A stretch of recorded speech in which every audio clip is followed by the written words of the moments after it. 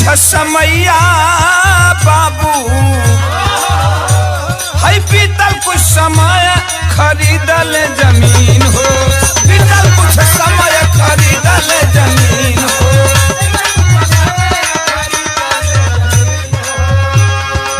खुलल तक दिरिया बनवल झोपड़िया, खुलल तक दिरिया बनवल झोपड़िया, दूर भइल चिंता फिकिरिया।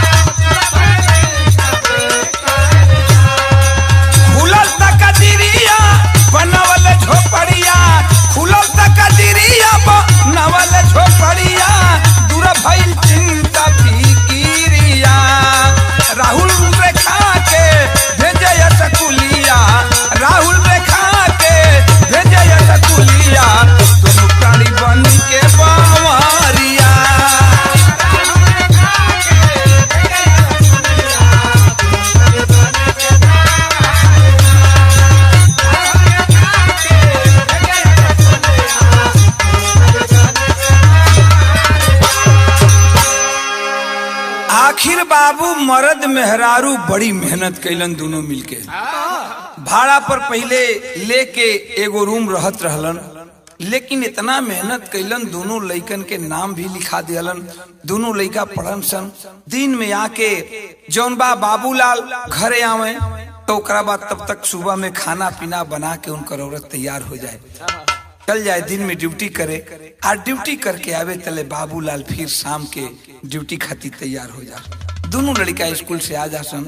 इतना मेहनत कैलन कि बाबू कुछ जब पैसा हो गई तब बाबूलाल वही कल्याण के पहले, आप लोग अगर बंबई गए होंगे तो देखे होंगे, कल्याण के पहले एक डोंबिवली स्टेशन पड़ता है, छोटी स्टेशन है। डोंबिवली में आके बाबूलाल जमीन ले लिहलन आ लेके अपन छोटा मोटा एगो खोली टाइप के घर बना लिहलन। अब तो भाड़ा से वंचित हो गईलन, भाड़ा देवे के ना पड़े, अपना घर में रहे लगलन, लइकन के पढ़ावे लिखावे लगलन। दोनों मर्द मेहरारू डोंबिवली से जाए कल्याण में अपन ड्यूटी करे, फिर अपना घरे चले आवे। ए तरह समय गुजरे लगल। लेकिन बाबू भइल का एक लाइन तर्ज बा, का तर्ज का लाइन बा?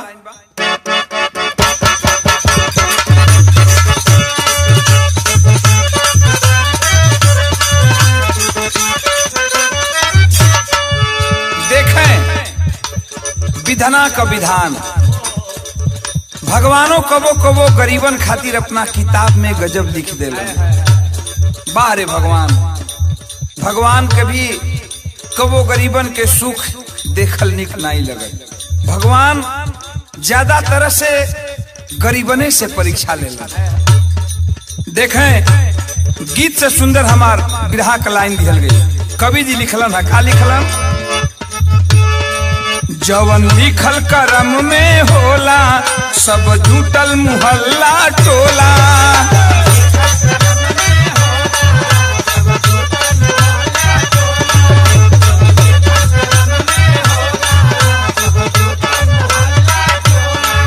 जवन लिखल करम में होला सब जुटल मुहल्ला टोला। साथी संघाती रोवे पीट छाती झरझर बरी से नैना। साथी संघाती रोवे पीट छाती झरझर बरी से नैना। विपतिया हैया पतिया देई दिहला विधाना। विपतिया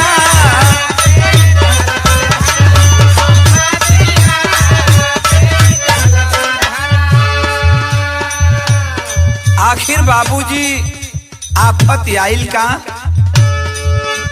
आगे चल के आपके हम बताइब कि वो गरीब के साथ भगवान एगो घटना घटा दिया। औरत लड़कन के खाना बना के टिफिन में बंद कई के और तैयार में ड्यूटी जाए खातिर।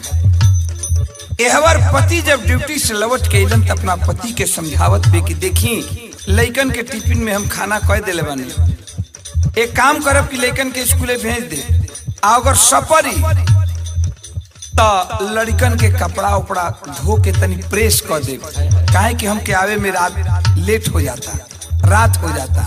कल की जा तू चिंता मत कर, हम लड़कन के स्कूले भेज दे, टिफिन दे के और लड़कन के कपड़ा धो के नहाई तो कपड़ा धो दे और धो के प्रेस कर दे।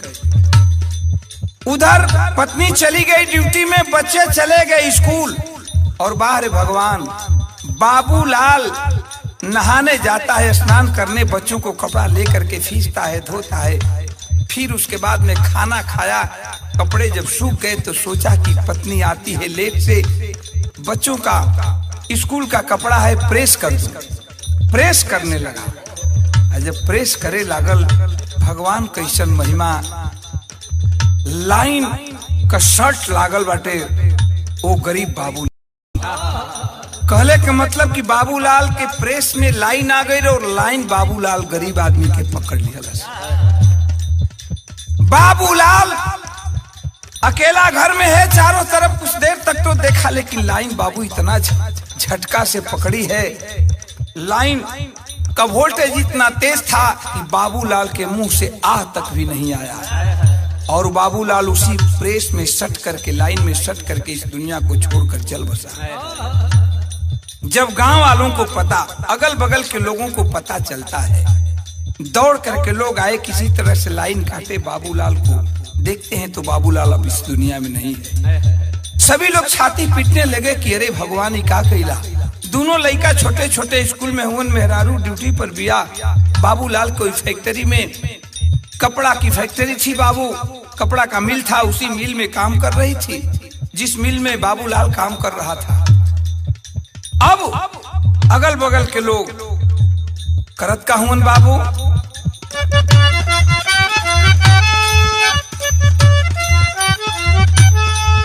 केहू फोन धरावे हो, केहू लइका लियावे हो,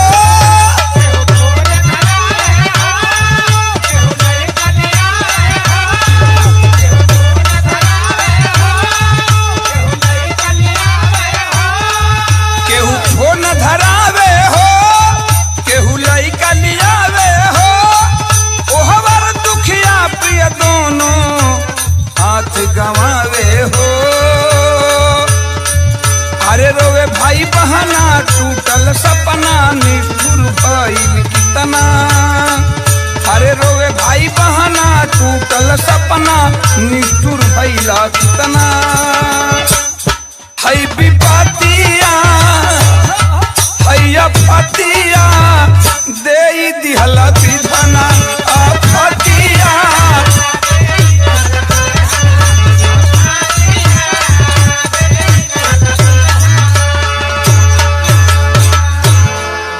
ए बाबू, कुछ लोग बगल के दौड़ करके गए स्कूल पर, दोनों बच्चों को लाते हैं और कुछ लोग वहां फोन फैक्ट्री में करते हैं। वो कपड़ा की मिल में मशीन पर बैठी हुई थी, एक हाथ से काम कर रही थी, दूसरे हाथ से फोन उठाती है बेचारी बाबूलाल की औरत। पूरी तरह से आवाज भी नहीं सुन पाई कि एक हाथ उसका मशीन में चला गया और इस हाथ को बचाने के लिए दूसरा हाथ बढ़ाती है, तब तक वो भी हाथ मशीन में चला गया।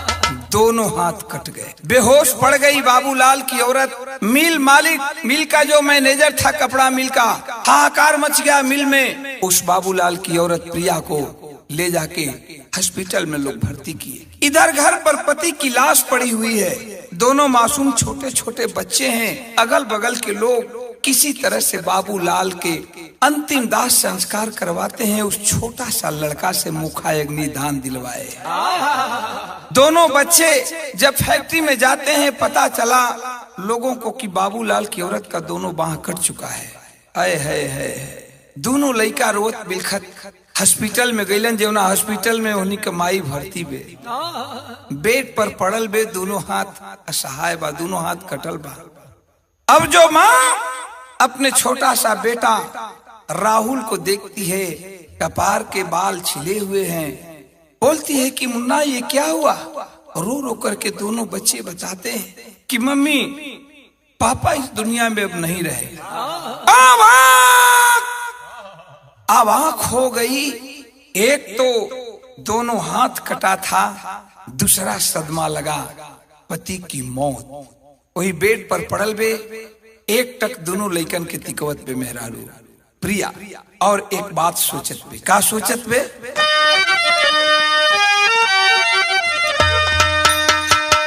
सोचत बे कि सनुरवा कैसे धोई सजना, अब सनुरवा कैसे धोई सजना, पापी पेट के कारण जिंदगी बनल महुरावा, सनुरवा कैसे धोई सजना।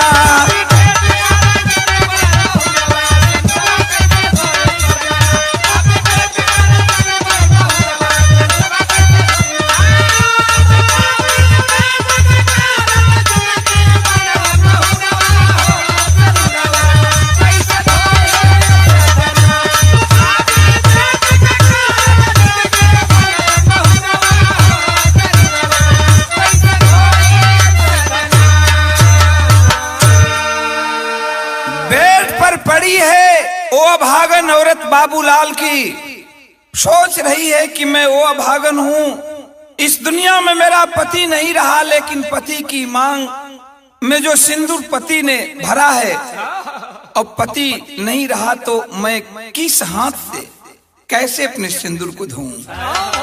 हाथ भी दोनों भगवान ले लिए। इतना सदमा लगा बाबू, इतना सदमा लगा, आखिर बाबूलाल की औरत कोमा में चली गई। प्रमाण मिला पत्रिका में कि 2 दिन तक कोमा में रही और कोमा में रहने के बाद फिर वापस नहीं लौट पाई। तीसरा दिन उसी हॉस्पिटल में अपनी दम को तोड़ देती है। डॉक्टर मृत घोषित कर दिए। दोनों बच्चे अनाथ हो गए, पापा भी मर गए। फैक्ट्री के मालिक, कपड़ा मिल, जिस कपड़ा मिल में वो काम करती थी, उसका मैनेजर किसी तरह से उस औरत को दाह संस्कार कराया है। दोनों बच्चे अनाथ है, बड़ी लड़की है, छोटा सा भाई है राहुल। दोनों लड़के बाबू अब भीख मांगने के कगार पर चले आए और उस बंबई शहर में दोनों भाई बहन करते हैं क्या?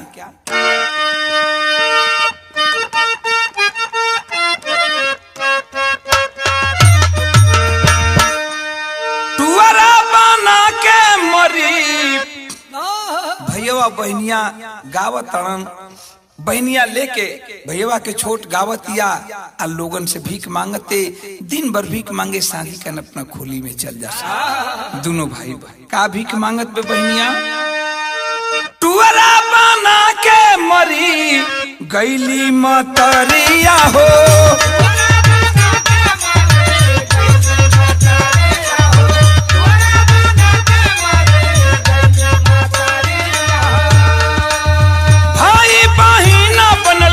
दिन दुखियारिया हो,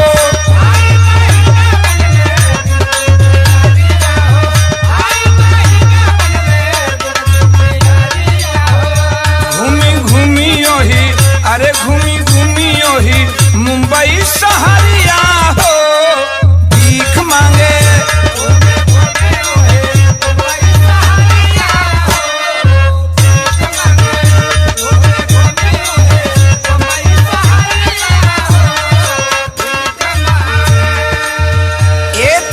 दिन तक तो चलल बाबू, लेकिन भैया अब समझदार हो गइल बा। भैया को उम्र हो गई धीरे धीरे 10 बरिस के, अब बहनिया का उम्र बाटे 12 बरिस के। भैया कलश की बहनी अब तेरे ना हुई, अब भीख तू ना मंगबू, तू अपन पढ़ाई पूरा करबू, हम भीख मांगब या कोनो काम करके मजदूरी करके तो के पढ़ाई। भैया के गोदी में लेके बहनिया रोवे लगल, कलश की रो मत बहनी, माई बाबू नहीं खन तका, अब माई बाबू हम बन के तो के पढ़ाई। देखें भाई बहन का प्यार। इसके पहले भी मैंने एक भाई बहन का प्यार गाया था, जो कि आप लोगों ने बहुत ही लाइक किया और कई मिलियन लोगों ने सुना है उस बिरहा को। ये भी भाई बहन का प्यार है।